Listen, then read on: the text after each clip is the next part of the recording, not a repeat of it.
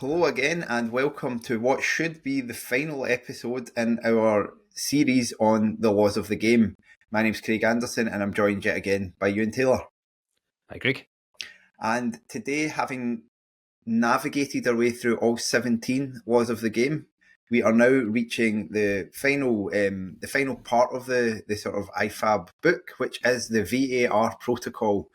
Obviously, as we've talked about before, massive fans of VAR on this podcast, as you all know. Mm-hmm. But obviously, VAR is only in place in probably 0.01% of all football matches being played on the planet at any time. But obviously, that 0.01% generally are amongst the most high-profile games. So we do need to have a section in here explaining when can VAR be used, how can VAR be used, and all the rest of it. And as we record this, I think I'm probably awaiting the latest SFA video on their VAR discussions, which I find quite interesting. Euan and I spoke through one of those previously, but it's important, I think, for VAR that it's kind of well explained, because when you're at a game, you very often don't know what's going on. Correct. So let's talk through what IFAB lays out is the kind of rules around VAR. And the principle, it says that the VAR protocol conforms to the principles and philosophy of the laws of the game. And the VAR can only be used when the match competition organiser has implemented all the various requirements as set out in FIFA's documents and has written permission from FIFA. And I think we should mention this because there's been a bit of chat, because when VAR was mooted for Scottish football, I think there was a lot of discussion about the fact that we might get what they called VAR Lite, which was like a kind of reduced version of the VAR, which I don't know if it's still actually been released as a thing that people use or not, but where basically it was scaled back a lot in terms of what it could be used for and the way it was implemented and the way it was kind of done. But that's not actually what we have. We have full VAR in Scotland, just the same as everywhere else. We may have slightly fewer cameras, but everything in some countries. But I think, as was pointed out, I think the number of cameras we have is not that different to a lot of places outside of the very, very elite leagues. So it is full VAR that is in place in Scotland.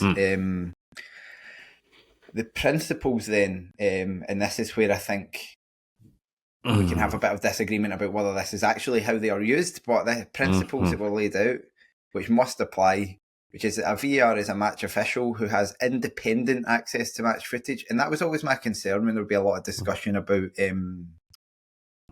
introducing video technology way back in the day, that whoever was broadcasting the game would somehow kind of could be selective in what, you know what I mean? There's just an opportunity for outside interference. Trial by a sports scene.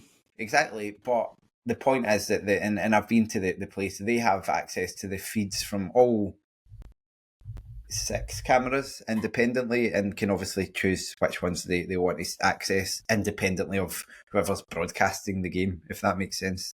And they may only assist the referee in the event of a clear and obvious error or a serious missed incident. Now, that's where I think things go wrong often, because it's I think clear and obvious is obviously a little bit vague, and a serious missed incident is probably a little bit clearer. It's like something serious that you haven't seen. But I think when referees have genuinely not seen something, it's much easier to argue for an intervention than when a referee's seen something and made a different decision. But yes. And these are in relation to 4 very specific categories, which are goal/no goal. So basically a goal should have been awarded and wasn't, or a goal has been awarded and perhaps it shouldn't have been. Penalty, no penalty. So the same, a penalty was given and it shouldn't have been, or a missed penalty incident. That's what's called a direct red card, or we'd obviously call it a straight red card in this country, but not second yellow cards or cautions. I know what you think on that part, Euan. Yeah, I mean, it seems daft, but because obviously it can be as it is, and well, the whole thing is. So I suppose that's that, and you could say the same for a penalty and no penalty. It's like, well, what happens if a free kick's given incorrectly? and it goes and someone was 6 in the top corner, bangs it straight in. Yeah, it's like, well, it actually has the same impact on the game, and that's the. I think that's the. I mean, it takes you to this, obviously, because the other one's mistaken identity, which is, I think everyone thinks that. That's fair enough. But for everything else, it's and even I suppose like goal and no goal. It's like, well, yeah, one if it's crossed the line or not. Obviously, goal line technology is. It's a slightly separate thing, but you can still tell sometimes with the VAR cameras as to whether a ball's gone over the line. And then, but more so if there's been a foul or something in the build-up, then fair enough. I think everyone, if you're accepting VAR in the first place, then fine. It's the other. Where do you draw the line? And that's the problem, I think, when you invite technology into the game. I think you should be expecting decision making to be, and I think as if you've listened to all the podcasts in this series, you realise that there might not be perfection, and I think that's where people have a problem. But you're at least expecting for there to be no game changing decisions which are patently incorrect. Yeah, and that VAR does not do that.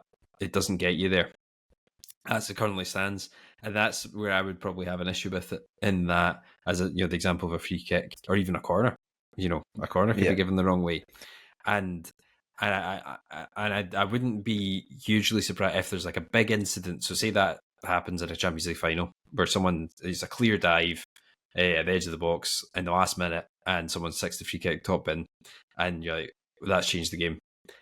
I wouldn't be hugely surprised if. Because obviously, and the reason it is how it is that as we all of us don't want there to be like all the delays associated with VAR all of the time. Every so someone's given a free kick the wrong way at the halfway line, and VAR gets involved, and it takes 3 minutes to decide if they gave it the wrong way or not. That doesn't work. However, where there's a game-changing element to consequence, I suppose, of a bad decision. That's where I wonder if there'll be sort of a bit of a mission creep with VAR. Yeah, I think it's inevitable. Yeah, and you can see, but because obviously it's the same principle in that in football in general is obviously is that when a decision has been made, then what happens after that is like the game starts again, and you don't go back and sort of relitigate things that have already happened. I just think that's where this is going to go, because as you say, decisions which then become game changing. I mean, I don't know if corners will go as far as that, but I can definitely see direct free kicks going that way, and certainly the yellow cards, because obviously the only thing I can say, because that was what I brought you. I think I obviously was just asking about the yellow cards, but but you've interpreted that as the full thing, which is fine. We've had that chat.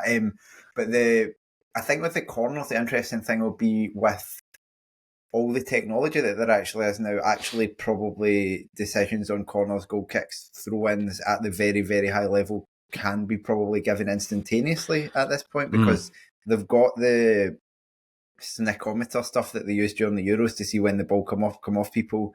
They can have the technology to know when the ball's over the line. So I think it'll be interesting to see. I think if that robotic corner decision making is basically introduced at some point on the rest of it. I think it will happen in terms of it. It might be like some sort of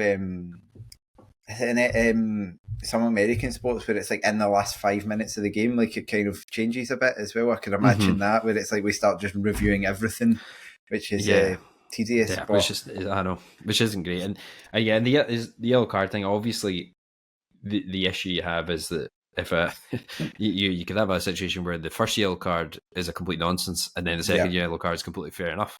Yeah. Now, but people always find it more the opposite, more egregious. Obviously, as happened to poor Jefty in the Champions League qualifiers this season for Rangers. That was the second yellow card was a complete nonsense, but there was no way to that was it. You couldn't do anything about it, and that's that potentially cost Rangers like £40 million that decision. So that which Rangers could have wasted in lots of ways. So that's where it gets a bit like how do you get around that? Because do you do every yellow card, which seems too much? No, you can't do that. And so why does one take precedent over the other? The only thing I can think of, and we'll get onto it with red cards, is that actually specifically straight red cards, like specifically red cards for violent conduct, can be introduced even after play's restarted. So I do wonder if there's scope with yellow cards. It's not something I agree with, but I do wonder if actually yellow cards could be reviewed while the rest of the game's ongoing. And I think there's still issues with that because you get booked for fouling someone on the edge of the box, they score from the free kick, and then you get told, oh, actually your yellow card's been wiped. It turned out it wasn't a foul. The goal still counts, but So and then there's I know that in rugby, not that that's our favourite topic either, but they've got this bunker thing now, I believe, where you have someone could, but I mean that's slightly different, I think, because they have like that sin bin stuff, but then they have a decision made on I think with video evidence at times, and then they look back and then they spend a while looking at it and think, no, actually that should have been a red card or whatever.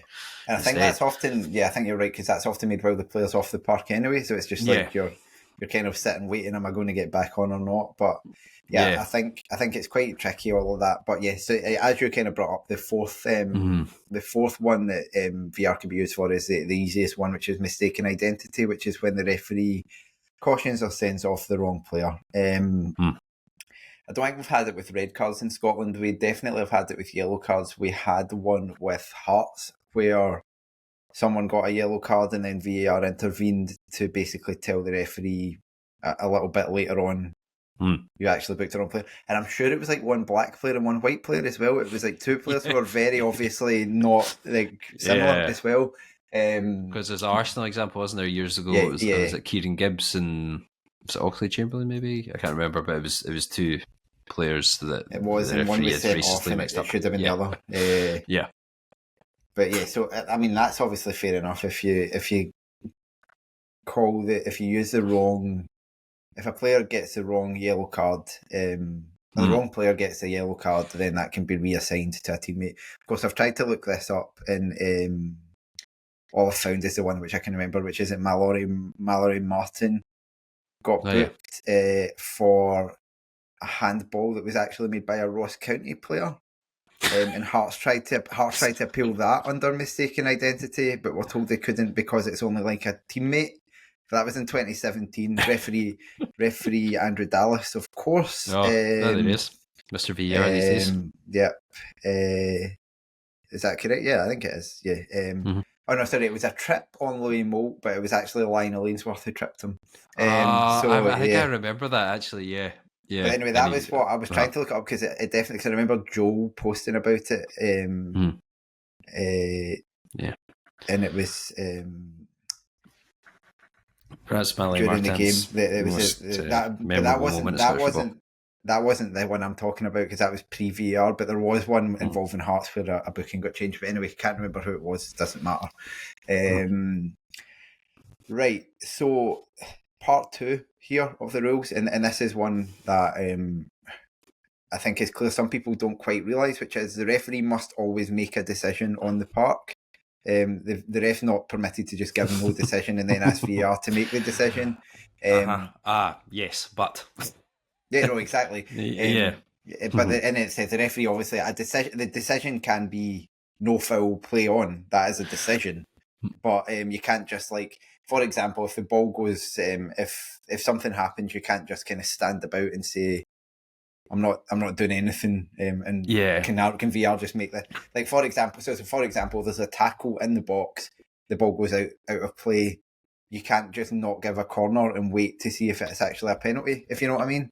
You have to give something, and then the whole point of that is, and I think the principle is sound, which is treat the game as if it's a normal game of football without VAR, where the referee and the referee gives a decision that they would have always given, and then VAR is only involved to say the referee's got that badly wrong. Because as we've spoken about numerous times, there are loads of decisions that are in that sort of 40 to 60% category where you're like, you and I could watch the same incident and disagree on it. And the point is, if I'm the one out on the park refereeing and you're sitting watching it on the telly, if I give the foul when you think it's not, or vice versa, then you shouldn't be telling me my decision's wrong in that basis, because it's like a disagreement on a sort of quite subjective one. Whereas contact or whatever, obviously if it's clear, then you do tell me you've got that wrong, Craig. But how that's actually, there are definitely referees out there who Matthew McDermott don't make decisions. They don't make big decisions and assume that they'll get made on their behalf, and that is not. Yeah, I mean that was a really bad example recently. It was obviously the duly departed Sean Rooney, who one of two red cards that the VAR panel have said Kilmarnock should have had against us already this season. Yeah. This should be it should probably just be like 2 players sent off in the tunnel for every Kilmarnock game before the game starts, and then it'd be easier. But that was obviously a egregious example. It was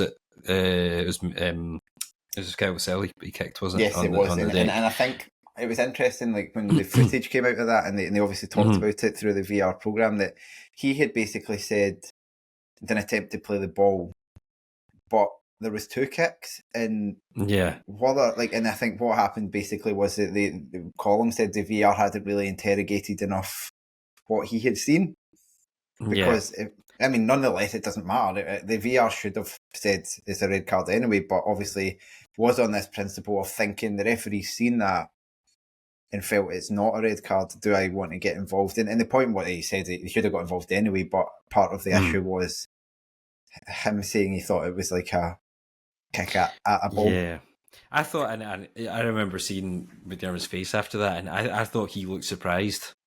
I felt that he was like, maybe I thought it was a potential ball. I do sometimes wonder though, because I've had it myself on a park when I used to referee.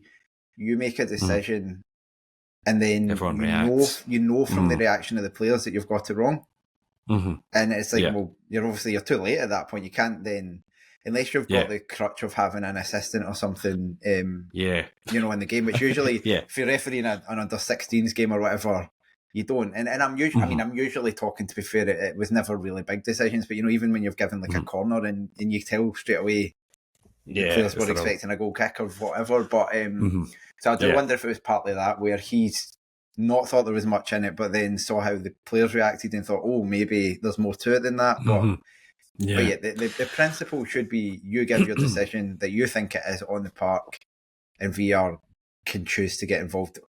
What I think would really, really help TV broadcasts is if when VR reviews are happening, if there's actually a graphic on the screen that said original decision, penalty. You know what I mean? It's like it actually physically says original decision was this. And it's like making it clear VR is only acting to try and change an original decision, but we may get there, we may not, because I think that communication is poor at the moment. And that's worldwide, that's not just but instead and then they'll try to do this shit with announcing the decisions, which is not helpful actually. It's to me, it's like what people who haven't thought about it will think is helpful, because it's not the announcement over the tannoy is not actually any different to when the referee just points and gives a decision. What was helpful, I would say, at the Euros was that on the big screens in the stadium, they actually gave a somewhat detailed discussion of what the decision was. So just like the Ryan Porteous red card against Germany in Munich, at half-time, it kind of was put on the screen like VR decision, something like, I think something like the referee originally didn't give a decision, but after review, number 5 for Scotland was found to have committed serious foul play due to a high tackle or an excessive force or whatever, and subsequently a red card and a penalty kick were awarded. Do you know what I mean? And it's at least telling you, because there was actually people round about me. As soon as it happened, I was like, oh, that does not look good. But there were people around me in the stadium who didn't actually know what the penalty had been given for, because they maybe just hadn't, they might, you might just not have seen it or not seen it the way I saw it, but so I think that kind of stuff, guess with Ryan Porteous being involved as to what any penalty might have been given for. Exactly. But well, I mean, no, there's a number of reasons a penalty could be given against him most of the time. Principle 3, I'm too used to doing quizzes. Principle 3, the original decision given by the referee will not be changed unless the review panel shows that the decision was a clear and obvious error. They've even put that in air quotes, in the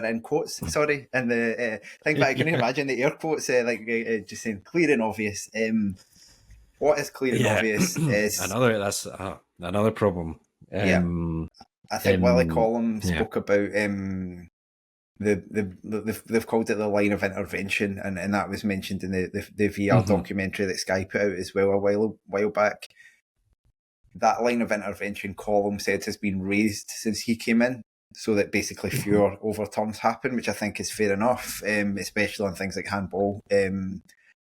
But yeah, what makes a decision clear and obvious? And there's so many factors you have to think about. I would say did the referee see it is probably a big one, because if that makes it much easier to overturn, because they don't actually know what's happened. And then other than that, is the decision, to me, the principle always says, is the decision so badly wrong that if you had, say, 5 people watching it in the room, every single one of them, or at least 4 of them, would say that's a really bad decision. Like, and is it, if the video was posted in the Terrace podcast chat, how many of us, like, would there be more than Euan Taylor saying it was a red card? But you know what I mean? Like, that's how I would say it. Is that, and there's a legal principle similar to that, right? It's like a reasonable person or something, isn't there? You'll know more than that. The reasonable test would be a fair way to do it. And I mean, that's the thing with, the law in general always has these grey areas.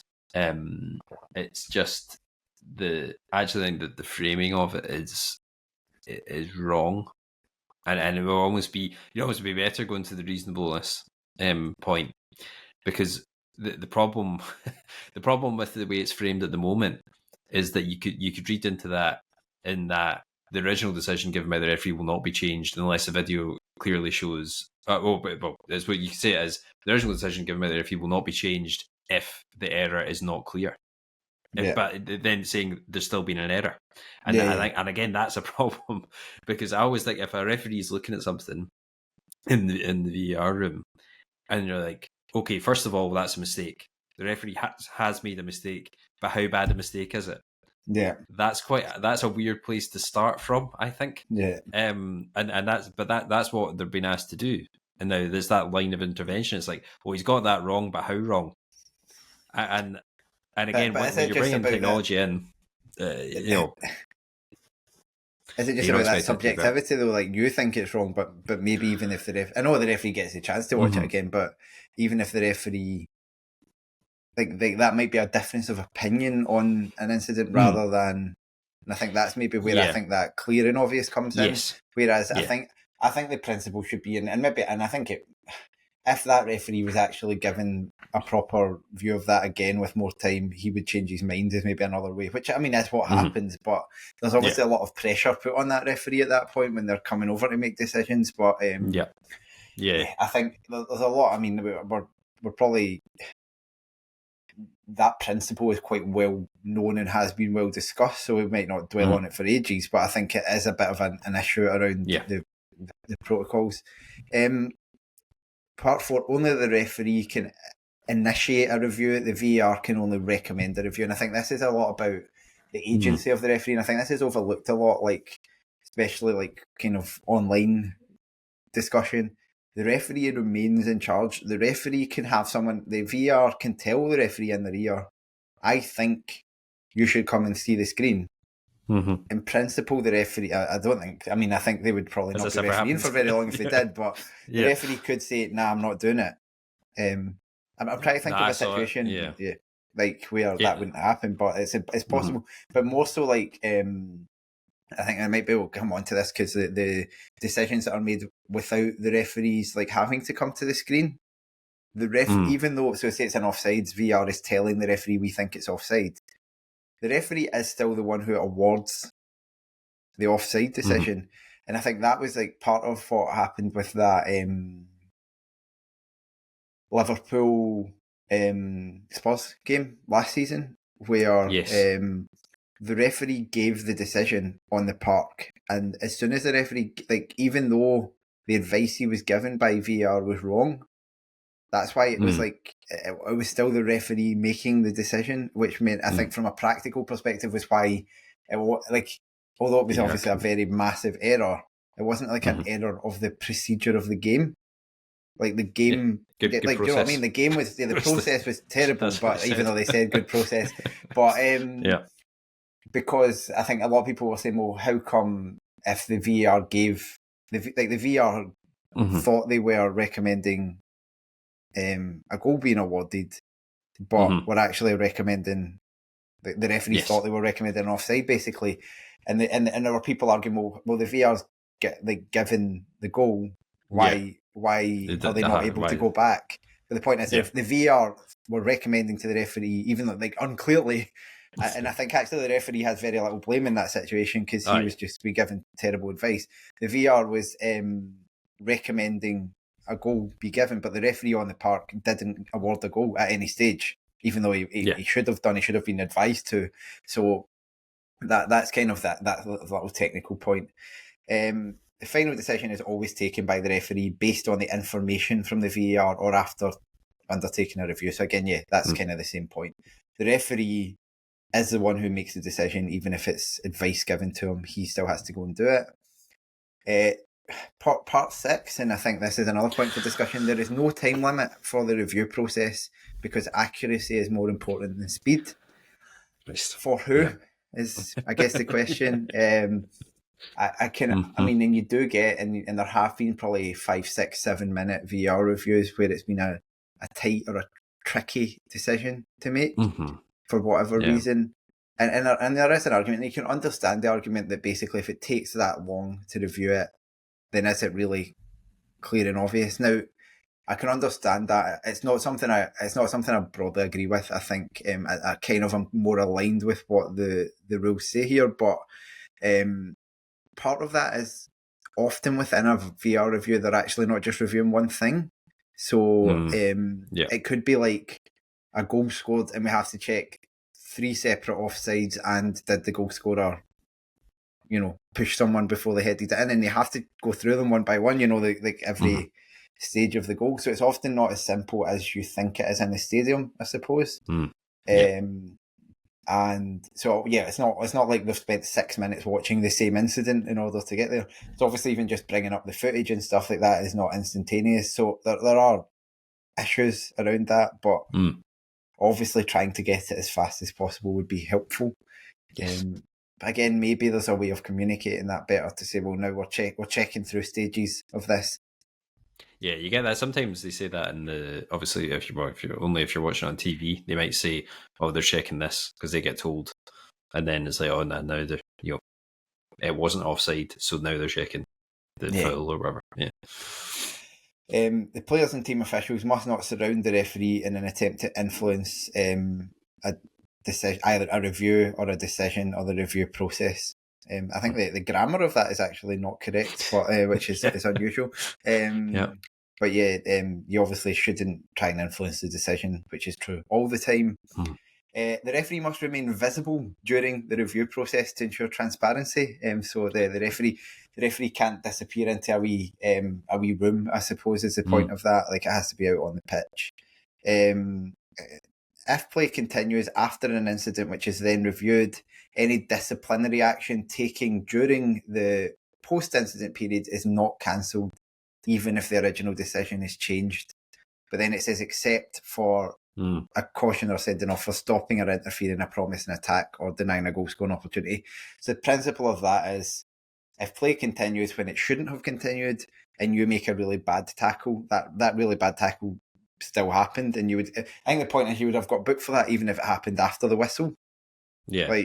Whereas if it's a red card for denying a goal scoring opportunity and it turns out that the guy that you fouled was offside and it therefore wasn't a goal scoring opportunity, that card is pulled back. In the same, which is probably true of a lot of yellow cards if it's for denying a promising attack. So if a guy is flying down the wing and you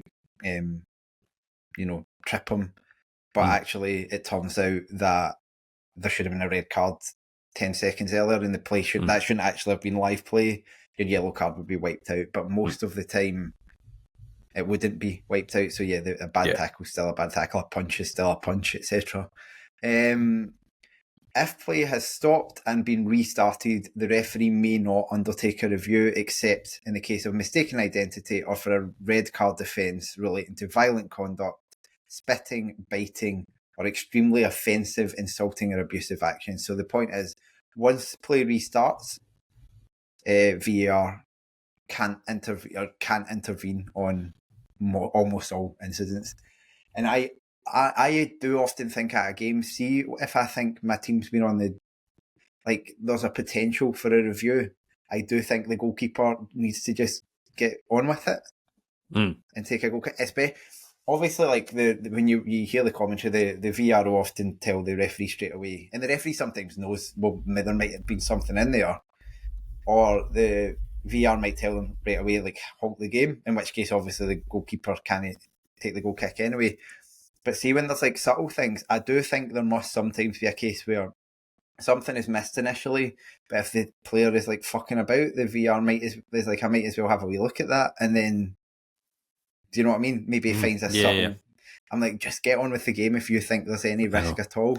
Yeah, exactly. But yeah, and obviously, yeah. So the point is, with those mistaken identity ones, the game continues, and then because obviously a yellow card incident's most of the time not even being reviewed by VAR. They're not really, you know, like in the sense of like they're not checking anything specific on it, so they're not going to ask the referee to hold.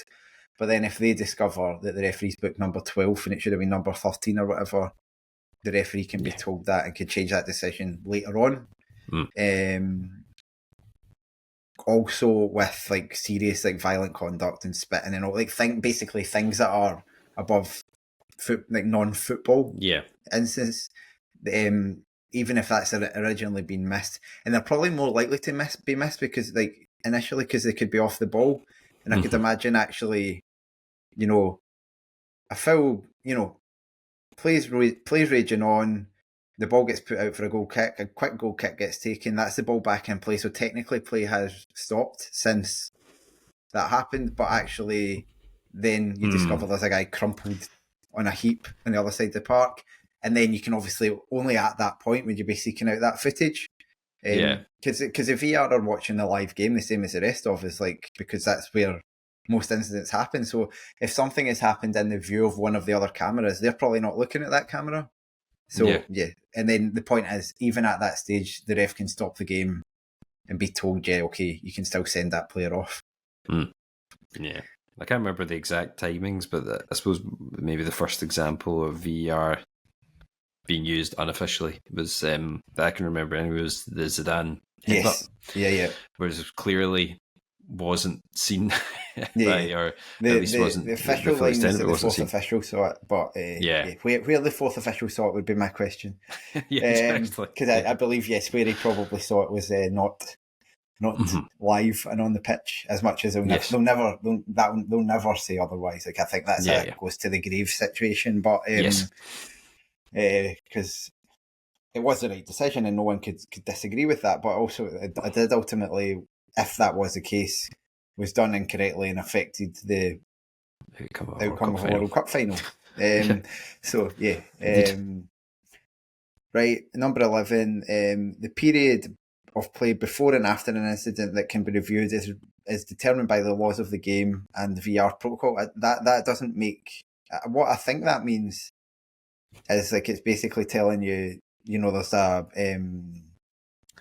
the attacking phase of play and stuff like that. But that, I mean, talk about that. That means nothing. That's like was solid. And that's an interesting. I mean, that's another. It's very subjective, isn't it? Yeah, very subjective. Which I'm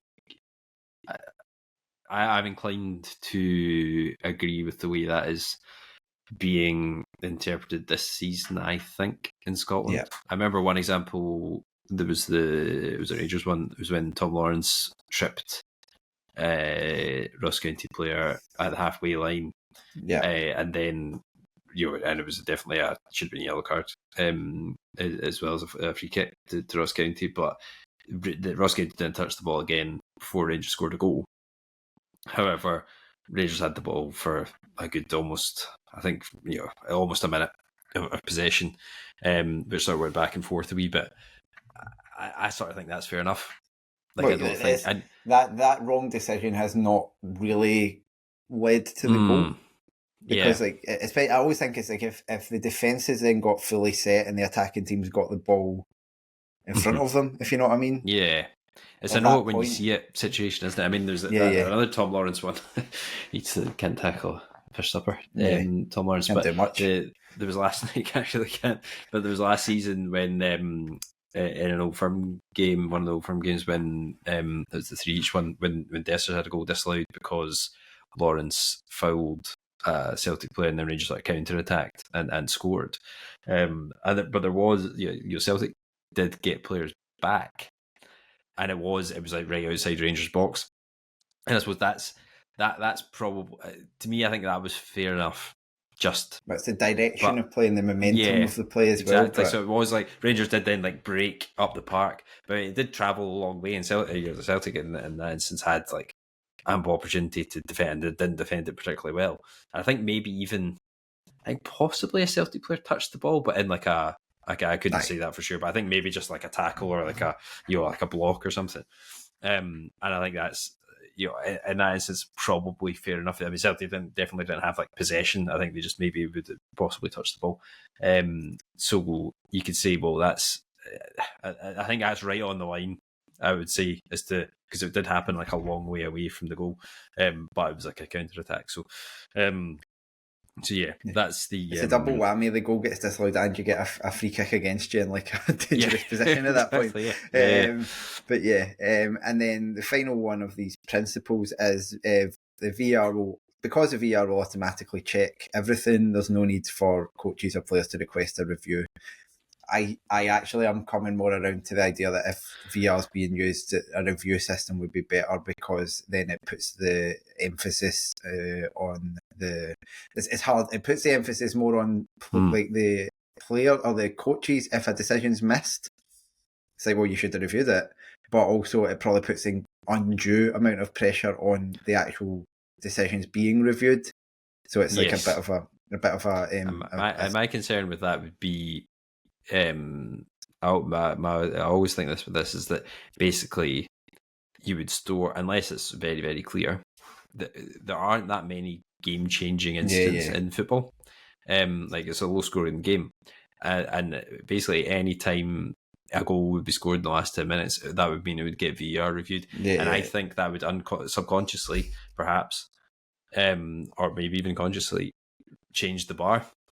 Because it's I think like, that changes because I think that clear and obvious pressure on the official. Exactly. It's like they've specifically asked you to look at this.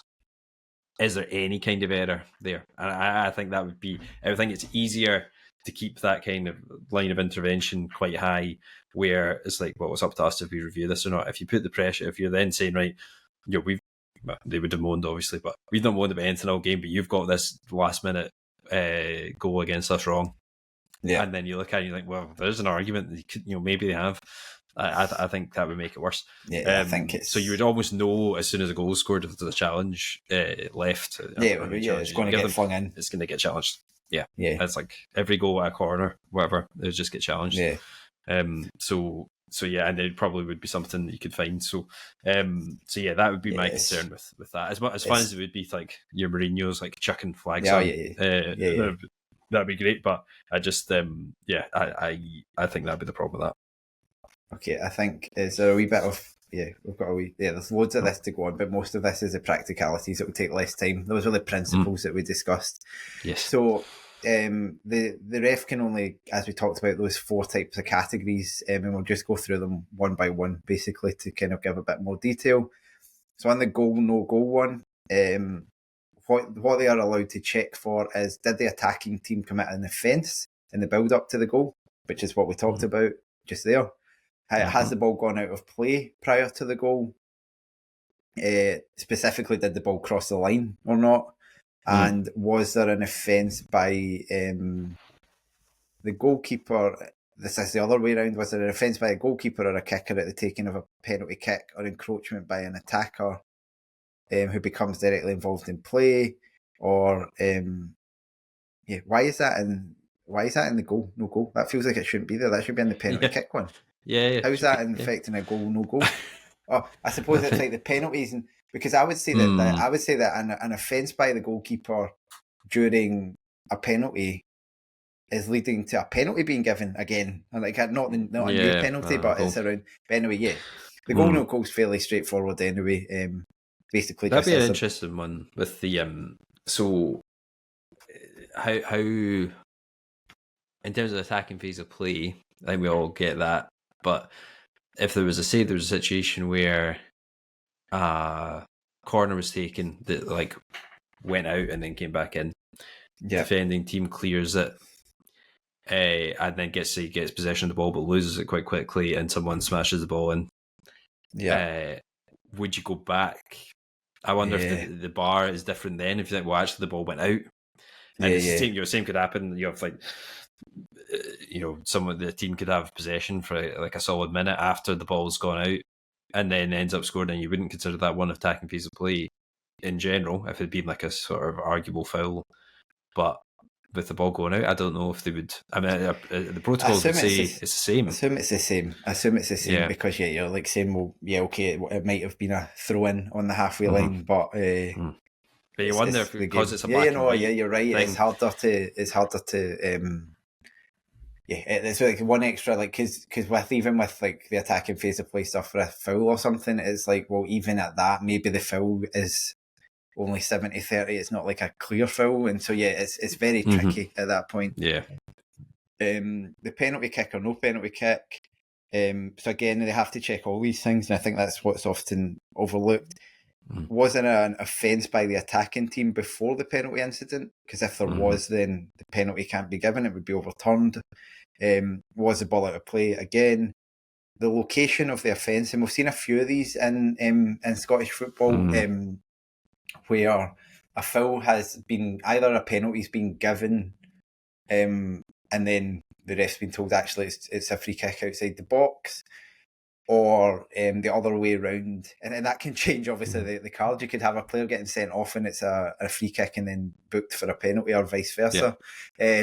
But also, I think it happened twice to Kelly in the season we stayed up on the final day, but most notably in the final game of the season, where, and it was both times Danny Armstrong, he was fouled on the line as it turned out, but both times in the same sort of position. Both times the free kick was originally given, and then the referee basically got told in his ear that should have been a penalty. And certainly the one, it was actually mentioned by Kevin Clancy at the time when I went to the VAR briefing, that the one against Hibs, the assistant it was quite a soft foul, and the assistant had flagged, and he was saying the assistants probably stood there and thought, that's a nice easy free kick decision. Not thinking it could be a penalty, and then obviously then VAR look at it and it is a foul. It's been given, and while VAR may not have given it had it not been given, it is a foul. It's been given, and it actually turns out it's in the box, so then it has to be a penalty. And obviously in those cases, that bar. That bar, like, there shouldn't be a different bar for a direct free kick and a penalty, but there is. There is. And that was a penalty, and Kelly won that game 1-0. You do get, was there not one, I remember recently when Danny Armstrong got booked for diving. Yes. And it wasn't a dive. Yeah. But it was it was just outside the box. Yeah, so they checked it. They checked it. It was checked. But then they couldn't, so they checked it for a penalty. It wasn't a penalty, it was a foul, but the referee couldn't take the yellow card back. Couldn't give a free kick either. And couldn't give a free kick. But what should have happened, I don't know, because you can appeal yellow cards for diving. Like subsequently, I don't know if they did. They should have done, but nonetheless, But those ones as well, when it's just the position of the offence, they don't need to do a review. They don't need to go to the screen. They can just be advised in the rear. And again, if the penalty kick is the obvious ones, like was a penalty incorrectly awarded or vice versa, should it have been a penalty and it wasn't, then obviously. Red cards, straight reds, when can they be reviewed, or what are the things you're looking for? Denying of goal scoring opportunity, obviously either way. So did someone actually deny a goal scoring opportunity but the referee felt they didn't, or was a red card given for that, and actually it was a foul, but there may have been another player covering. I think it would be quite rare for a red card given for that to be overturned on that basis. Be overturned on the basis of it not being a foul. I think it would be quite rare for it to be overturned on the basis of cover, because that's very subjective. I think that's one where there's a real. It's really difficult to know. Unless there was a player that the referee literally didn't see. Do you know what I mean? Like there's actually a defender in the box that he didn't know. An egregious mistake. But that's one where you'd almost, as I think with, especially in Scottish football, in terms of the cameras, and I think sometimes the referee has a better. I always remember the one where John McGinn got sent off. I think it was Kevin Clancy actually, for Hibs, and there was only one view from like the top of the stand of the East Road. And it was probably a borderline, but like Kevin Clancy was right beside it. He thought it was I think with that, you're in amongst it when you're refereeing. You're probably making a very similar run to the attacker. Yeah. And you probably have a pretty good sense of is he in a good position. Because if you're a referee, you're having to think about the potential instances as you come. I always remember, I think we talked about this before, it was Willie Collum given when I was a young referee, and I was doing, there was like a seminar thing at Hampden, and they all had wee workshops you went round, and Willie Collum was doing the one on specifically this, and he said that when he was refereeing at that point, basically as a player was running through, he was kind of keeping a tally in his head of like, if he got fouled now it'd probably be a yellow card, if he got, do you know what, and it was almost like and I don't know whether that's good or bad, but it kind of makes sense, because you have to be thinking about it. It's also if you take into consideration how fast a defender is, like in terms of covering, how shit like the striker is. Obviously not, but you know what I mean. Then serious foul play or a reckless challenge, so going either way between those. So has it been given as yellow and it should have been upgraded to red, or vice versa? Again, the Rio Hatate one, most recent example again. Disgraceful. Was given as, probably not affecting the game with 10 minutes to go at 2-0, but was given as a yellow card on the park. Was one of those that I thought straight away, that doesn't look like a good tackle. And then I think it was quite clear on the video that based on what red cards are given for, it should have been, and the outcome was that should have been upgraded, wasn't, but that's your kind of example. But also ones that are given as a red, I'm trying to think of one off the top of my head, given as a red card for serious foul play, and then they watch it back and go, actually, that's just a yellow. Happens. There's the one like Sterling last season against Aberdeen, and it was Don Robertson was sent to the monitor and then kept his original decision. Kept his red. I do remember that. But so you do see it, but again, that was I think that was a very borderline one. So I don't think he should have actually been sent to the monitor in that instance. Violent conduct. So has violent conduct been missed? In which case you can give it. And or biting and spitting, and using offensive actions. So again, probably offensive actions that are towards the crowd or something, I can imagine being missed by officials, in the VAR spots it and comes in. And then mistaken identity, if the ref penalises an offence and gives the wrong player a card, then the identity can be reviewed, but the offence can't be reviewed. So it's not like you can't say, actually, that wasn't a yellow card at all, so nobody's getting booked now, but you can say that incorrect yellow card should now be given to a different player. Yeah. I always wanted to go back to that. It's not exactly the same thing, but that Danny Armstrong example where they obviously checked and he hadn't dived, but it wasn't a penalty because it was outside the box. I wonder, is there what is the communication with the referee at that stage? In that, do they say to him, we're just checking if this is inside the box, by which point he knows that actually that shouldn't have booked him for diving? And then at what point does he keep a tally in his head and is like, right, Danny Armstrong's got a free yellow card here. I can't take it back officially, but I also won't be sending him off for what I would normally have sent him off for if it was another yellow card. The way it works is that the referee can't. The VAR can always hear the referee, and the match officials are on the park. The officials all in the park can always hear each other, but they can't normally hear the VARs unless the VAR press a button. I would suspect they'll be telling them what is being checked. So I think they'll be saying, we're checking, is it actually a foul in the box? And then they'll probably tell them, decisions, no penalty. We do think it was actually a foul, but it's outside the box. I also think that I would argue that if VAR has had to review something anyway, and the game has had to stop anyway, they should give the correct decision, regardless of. Yes. I think that's a fair principle. I don't understand why you wouldn't. So it should be like, right, we can wipe the yellow card and we can give the free kick. Now, I guess that's a bit hard you've just stood around for no reason. But yeah, exactly. It's like we've checked it. I can understand not wanting to intervene on every free kick, but surely once you've gone to the lengths of doing a review, but there are issues with that, I'm sure. Right, the practicalities, and these should be pretty quick and straightforward because it's just like how the people are set up. The VAR watches the match in the video operation room, assisted by one or more assistant VARs. Games in Scotland have got one assistant VAR. You'll see at major tournaments it's several. The video operation room, as we know, is remote in Scotland, but they could be in the stadium in some places.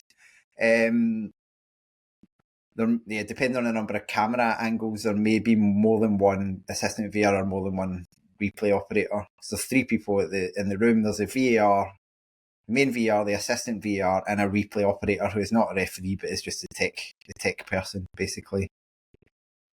Only authorised persons can enter the video operation room or communicate with any of those people during the match, and the authorised persons probably are Willie Collum, to be honest, and anyone associated with that, and then, well, presumably, that's about it. But the point is, you can't have, and this is more of a case when the video operation room might be in the stadium, you can't have stadium officials kind of barging their way in or whatever.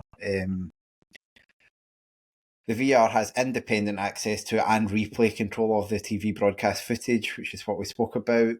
And this is that stuff as well. The VAR is connected to the communication system and can hear everything they say, but the VAR can only speak to the ref by pushing a button. If the VAR is busy with a check or review, then the assistant VAR may speak to the referee, especially if he needs the game to be stopped or ensure that play doesn't restart. So yeah, the way it works is basically if a decision needs to be reviewed ongoing, like as in like while the game's live, the VAR will take it on and we'll look at it, but the assistant VAR can continue to watch live play. And then if a second incident obviously happened, at that point the assistant VAR can speak to the ref to say hold things up, and then they'll have to check both things basically. And if the referee decides to view replay footage, so if he does a review, VAR will select the best angle and replay speed, and the referee can request other angles and speeds. So the VAR will pick them as they go over, but then the ref can say, actually, can I see it from... And you've seen that on these clips. Can we see it from behind, or can we see it from here or there? Right, the procedures of VAR, we're getting there. The referee must always make an initial decision as if there was no VAR. The referees are not permitted to give no decision, as this will lead to weak, indecisive officiating, which is what we spoke about, and significant problems if there's a technology failure, which is the other thing we didn't touch on. If VAR stops working, clearly a decision has to have been made, and then that would just go. I think, thinking back to that, just a couple of weeks ago, the St Johnstone goal that was reviewed for absolute ages for offside, and it turned out they couldn't find an angle that they couldn't find an angle that could show where the touch was and stuff like that. So you just had to say, well, on-field decision stuck. Now, conveniently enough, that they said even if it had been offside, it would have been called back as a penalty. But and there was that Aberdeen one last season, wasn't there, where they sort of did the opposite, where the line technology wasn't working. Yeah, but when it was offside, and I think they basically just took that view as like, well, you can just see it's offside. You can do eyeball, yeah. Because they had the issue with the lines, and there was quite near the start of it with Motherwell and Celtic, where like the something, and I think the decision was correct, and I believe the explanation, but the calibration from the camera that was on the right place, wasn't working briefly. So they had to use like the camera at like the other end of the stadium, but the lines are still calibrated. But it was odd because it was just more about the image that was provided to the broadcaster. So there is all that weird stuff. Obviously it did break during the League Cup semi-final with Rangers and Aberdeen last season. Is that correct? and it was out of action for like 15 minutes in that game, because they obviously didn't want to just they could hold the game, but the kind of argument is that you can hold it for a bit, but not for too long. Yeah. This one that comes up, the referee's the only one to make the final decision. We already talked about that. Delaying the flag or whistle for an offence is obviously one that has happened a few times of late in Scotland. Tends to only confuse Michael Stewart. And yes. Jeez. He's probably, in terms of refereeing decisions, and especially VAR, probably the single worst pundit in terms of like. And I don't believe he's. Yeah, it's willful misunderstanding. He knows exactly what's going on, and he's choosing to. Yeah, he seems to think it makes good TV to have somebody pretending not to understand what's happening in front of him, which I would argue that it does not. But yeah, it's only permissible in a very clear attacking situation where a player is about to score a goal or has a clear run into or towards the opponent's penalty area. So you shouldn't delay the flag or a whistle all the time, but if there's a kind of clearish chance to score a goal, then you should. And I think that's mostly been followed. And I think people kind of seem to have accepted it with offside decisions, that the flag won't go up. But they seem to be been less willing to accept it with fouls, which you saw with, I'm thinking back, Aberdeen's non-penalty award in the Scottish Cup semi-final last season, where there was a foul given in the referee's head but not blown for just before it. There was obviously the Cyril Dessers goal with Rangers and St Johnstone, and Dundee United had a goal in similar circumstances awarded afterwards against Killie at Rugby Park, Craig Sibbald from the edge of the box, where a foul, in both of those cases, the referee thought it was a foul but let play run. The goal was scored. The ref gave the foul that he thought he saw, but in both cases was wrong, and then it went back to so hopefully people get used to that, because it's the only fair way to do it, because otherwise VAR is just just only stopping goals, essentially. Stopping goals or awarding penalties, basically.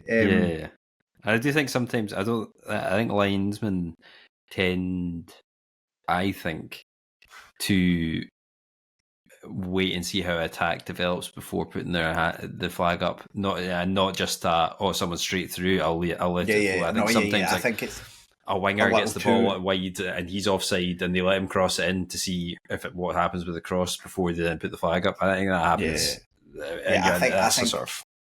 I think the assistants do it a little bit too liberally. I would agree. But yeah, the point, and then it says if an assistant delays the flag for an offence, they must raise the flag after a goal, a penalty kick, a free kick, a corner kick, or the team retains possession.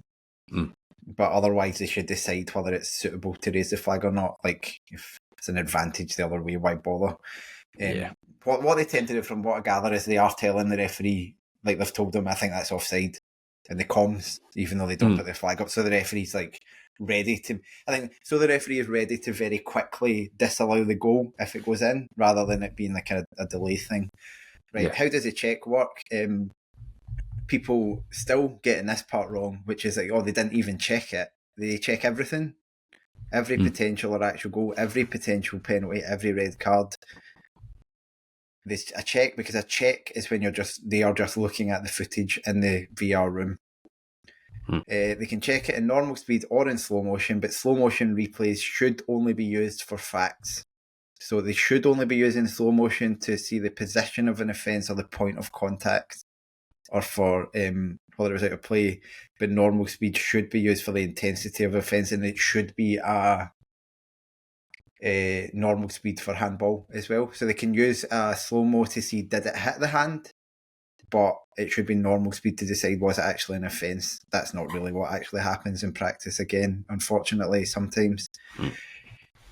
If the check doesn't indicate any incident, then there's no need for the VR to communicate with the referee. It's what's called a silent check, but occasionally they will tell the referee, we've checked that and there's nothing, but they don't have to.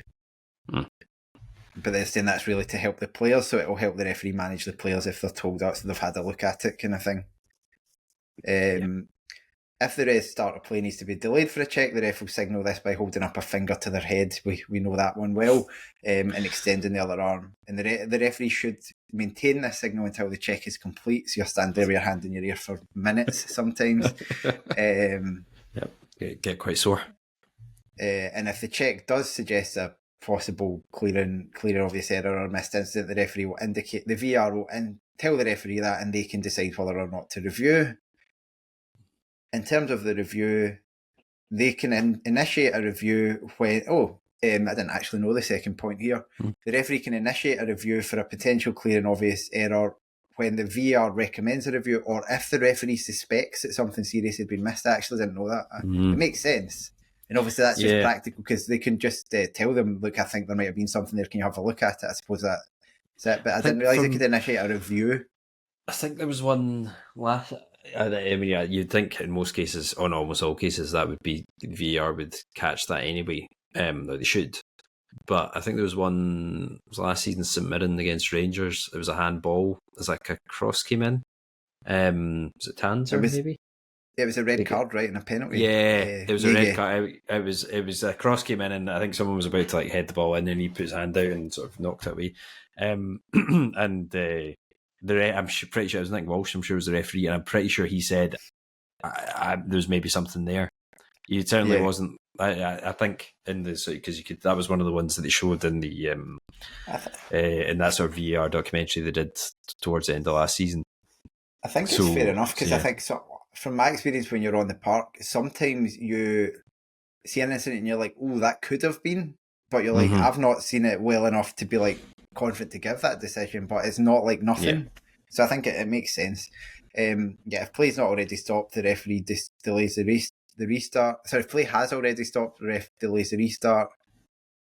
If play has not already stopped, then the referee stops play when the ball is next in a neutral zone and shows a TV signal. That is that's interesting, because that doesn't happen very often. I remember it happening in the very first World Cup that VAR was used. That obviously they'd been told to review and they actually stopped play. When it did happen, was talking about the second mention of Kilmarnock v Ross County in the final day of the 2022-23 season. There was a foul by, I want to say, Ash Taylor. It was a Killie centre-half in the box on a Ross County player, not given by the referee. And Killie went on the counter-attack, and Danny Armstrong was heading down the wing and just about to put a cross in. At which point Kilmarnock could have gone 3-0 up. And clearly the referee actually stopped the game to go and do his review. Yeah. And he'd clearly been told this is an absolute nailed on penalty. Yeah. Please do not let them score, and then you have to make it like, instead of 3-0 it's penalty and 2-1. And he stopped and went over, but it doesn't happen that often. It have to be very, very clear for it to be justified. But I guess if the ball's like, if it happens and they've been told you need to review this, and a team is passing the ball side to side amongst their back line, it's easy. Stop the game, why not? The VAR uses his TV signal. The VAR will describe to the referee what he's going to see, and he'll show the signal and go to the area to review the footage. The other match officials will not review the footage unless they're asked to do so. So the linesmen aren't coming down, or the fourth official to take part. Unless in exceptional circumstances they're asked to do so by the referee. I'm trying to think what those exceptional circumstances would be. Maybe if it was like something that was right in front of them. And they think they've seen something. Or they can make a decision on that VAR only review, which is typically the offside and the position of the ball stuff. At the end of both review processes, the referee shows the TV signal subject, followed by the final decision if they change their decision. It doesn't say if they change their decision, but they only tend to do it if they change their decision. Because there was a game, wasn't there, where the referee made the decision and made a bit of an unclear gesture. It was an Old Firm game, and the crowd reacted to thinking he pointed where the foul was and said it looked like he maybe pointed towards the stairs. The goal. And it was a Desslers one, wasn't it? The Old Firm game. It was Ruth that scored the goal, but the Ruth. That's right. subjective decisions, an on-field review is always appropriate. For factual decisions, the VAR only review can be used, but sometimes an on-field review can be used to sell a decision, is what it says there. So if it's like an offside or whatever, they could get the referee over to, if they thought it was going to help make it look. That's so weird that they even sell that. Like, why do you need to sell any decisions? Why is that in there? It says, e.g. a crucial match deciding decision late in the game. So I can imagine it's like an offside in the last minute of the World Cup final. Maybe the referee just gets.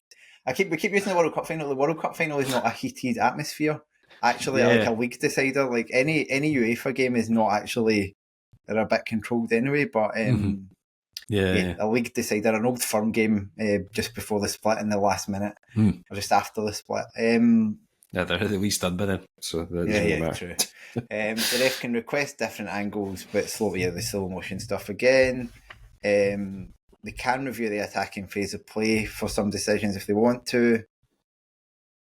The laws of the game do not allow restart decisions to be changed once play has restarted, so they can't be reviewed. So you can't review a corner decision if a goal was scored from a corner. We kind of know that.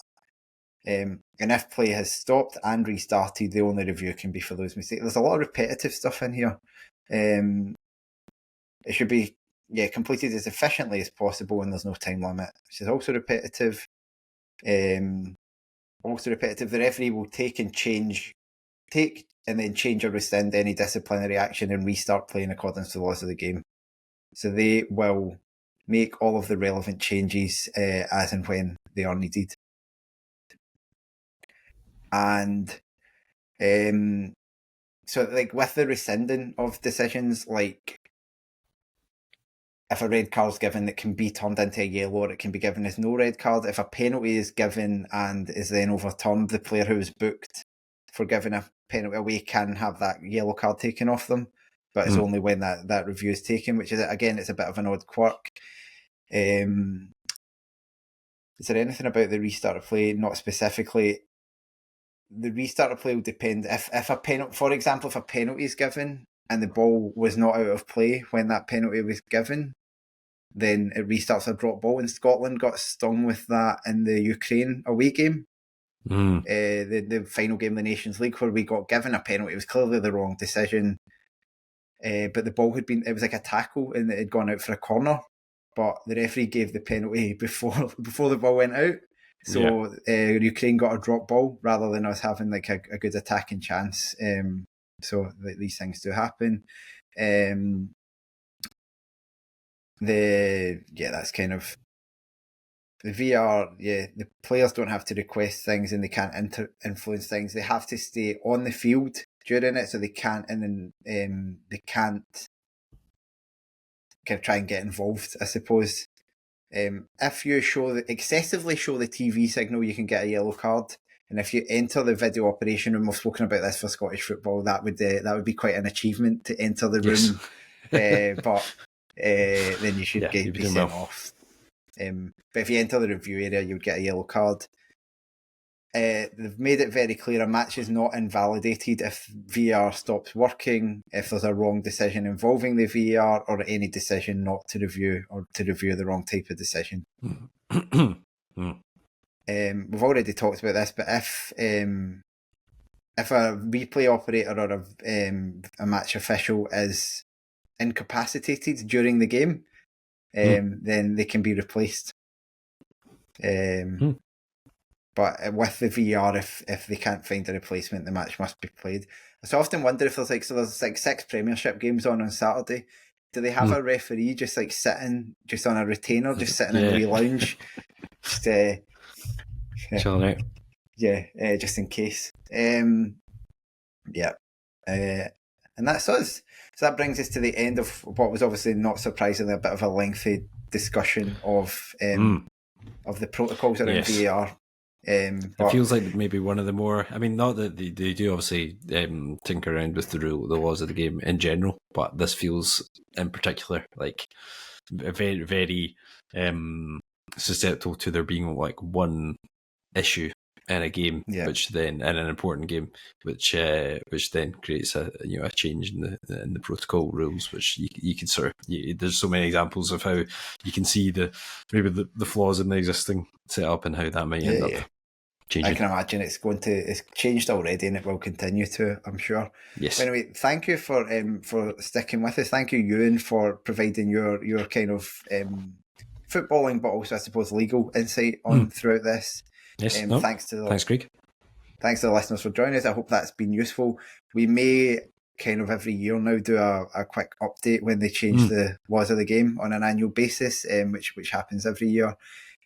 Just to say, on all the laws of the game, I think we started with it. All the laws of the game are on the IFAB website. It's just the IFAB, that's ifab.com, and that will let you see them all. All 17 laws are there. The VAR protocols there. They've got stuff about the FIFA quality program, which is they've got the glossary, tell you all the terms.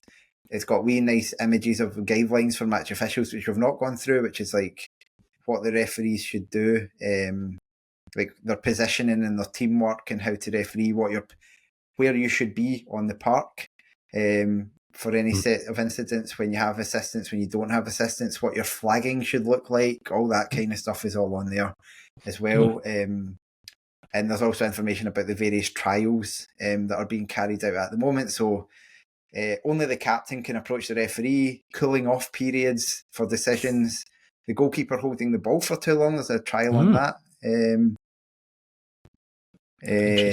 Don't know what that trial is. I hadn't seen that before. The trial protocol is a corner if you do it for too long, rather than a direct free kick, I think. And they're doing a countdown. That's never happening. Concussion subs, which has been a long going trial, and I think that will come in. Deliberate heading. Oh yeah, so maybe we don't need to header the ball, and body cameras for the referees. So those are some of the trials. They kind of change every year, but there's all that information about the IFAB on there. So with that said, I think that brings this quite long. I think it was probably about 9 months ago we started recording this series to the end, and hope you've enjoyed them, and thanks very much.